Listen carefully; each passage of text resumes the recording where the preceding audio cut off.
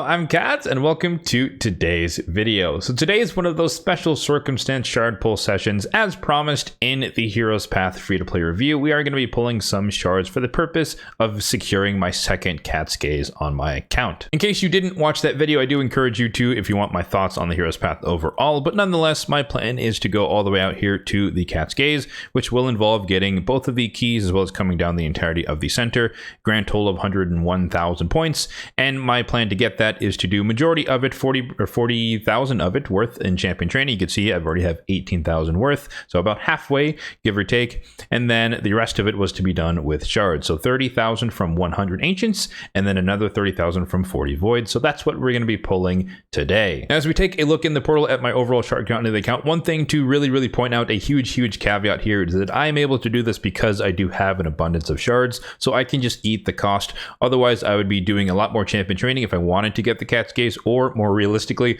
I would just say it's not worth it. 100,000 points in champion training is a ridiculous amount, and I would never ever partake in that. So this is definitely a luxury of being in the end game and also being the shard hoarder, so to speak, that I am. So 100 ancients, we're going to be dipping into that. 716 at the moment, 251 on the voids, we're also going to be dipping into those, 74 on the primals, and then 70 on the sacreds. Another consideration for this was also my proximity to Mercy. So if I pop up the Mercy tracker on the screen, if you want a copy of this, it will be linked in the description box down below if you want to copy it for yourself. But the reason we're not pulling sacreds is because I'm trying to preserve my Mercy for sacreds in case there happens to be a sacred pogo in the near term. That is unconfirmed. We don't know if that's going to be the case, but I'd like to be prepared if that is, or if that does happen to be the case. So I'm more willing to pull the other shard types because we're relatively far away from Mercy. Not expecting anything to happen from this session, but 100 ancients just gets us closer to Mercy. Maybe there's an ancient pogo. We just had one fairly recently. This is the result of that one. But essentially, we'd be closer to Mercy on both of these shard types, and I'm pulling enough that I'm comfortable sacrificing for the purpose of securing the Cat's Gaze, because as we all know, the Alice's Adventure campaign is ending fairly soon, so we may or may not have an opportunity to get these relics in the future, so I'm willing to invest my resources in the meantime. In terms of who we're looking for, it doesn't really matter all that much. Again, I'm not really expecting to get a legendary from either of these. There's no 2x going on, so it's the raw odds, a 1 in 200 shot. We're not pulling 200 of either shard type, so the odds are fairly low that it happens, but nonetheless, wouldn't mind getting the Queen of Hearts. I already have Nekret the Great, and Chaco the Blind does seem pretty cool, but he also seems like a polymorph magnet, so I'm not that interested in him. I know he's like a Hydra god, but he's just not my type of champion. But Queen of Hearts would be interesting in the current meta. There's a lot of go first buff heavy team compositions, and it'd be nice to have a disruptor champion who can cut in and strip all the buffs off. And then Madame Ceres, I think mine is only +2 at the moment, so extra copies of her wouldn't be bad, getting her the +4.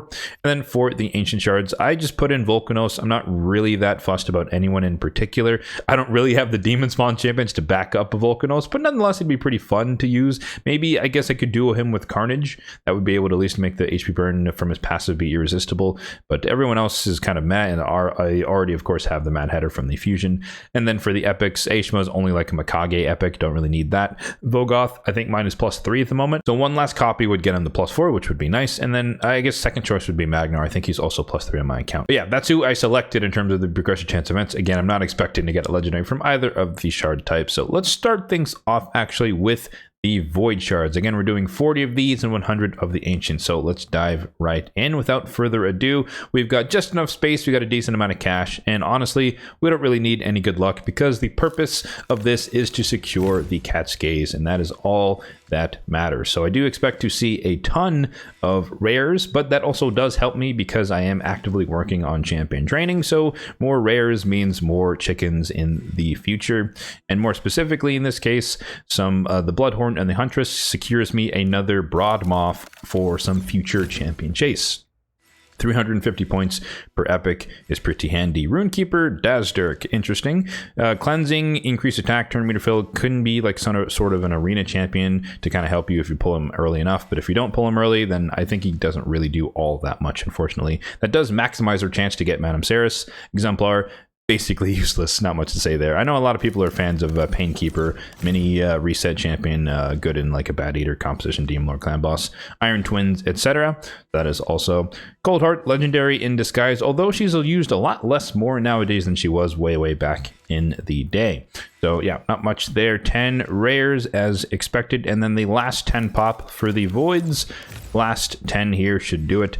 securing our first set of 30,000 points for the purposes of the Hero's Path. Relic Great Tender, still one of my favorite rares for the Nether Spider. Renegade, decent reset champion, slightly better than Painkeeper for that, and she is my only reset champion that I use in a couple places here and there. But that is going to do it for the Voids. Nothing from that in terms of legendaries, as we expected. Bummer on hitting 2 epics, but neither of them being Madame Ceres. Switching over to the Ancient, let's see if we can get ourselves that last Vogoth for the fully empowered Vogoth. As I mentioned a few times here on the channel, he is one of the few epics that I have, or the only champion I have in a bolster set. So getting him the extra stats, the extra HP specifically, will make his shield that much bigger.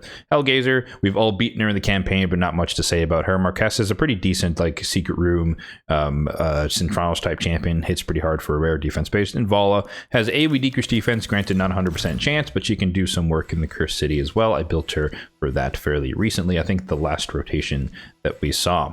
10 more rares looking like. Ouch. That is a bummer, not much to see there. 8 more 10 pops to go. Obviously, we do have to pull a lot more Ancients than we do Voids because they're worth a lot less points.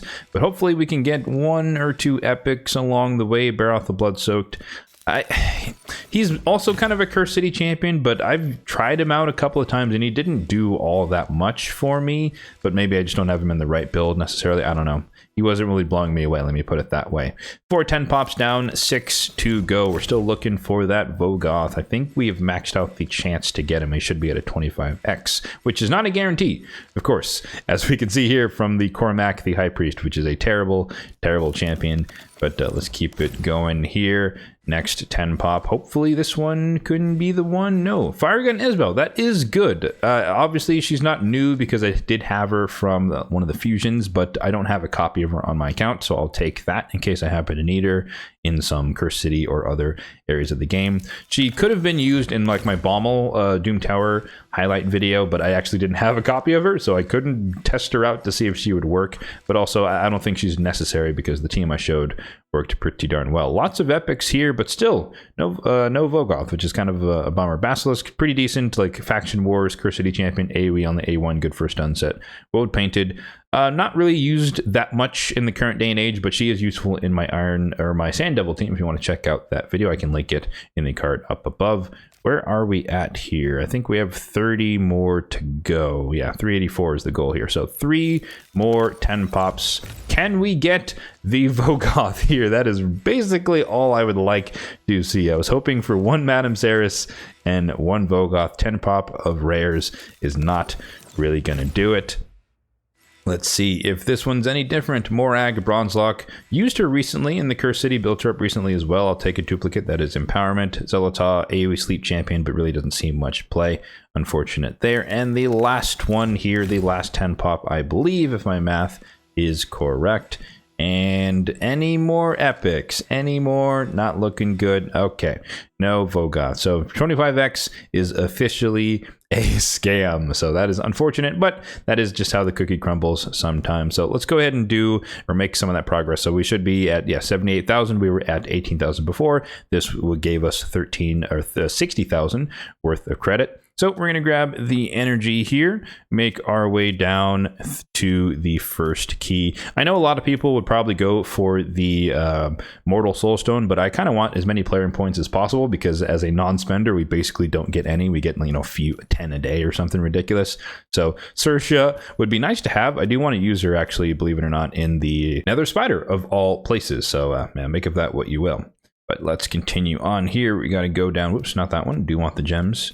We'll come down here, grab this, grab the relic stuff, come down here, grab the other key. We do get an Immortal Soulstone, which is pretty handy. And then essentially this sets me up nicely so that I can just focus all of my efforts and make sure that I will secure enough of the stuff to get the Cat's Gaze. So it kind of centers my focus here. So 27, oh no, one more thing. There we go.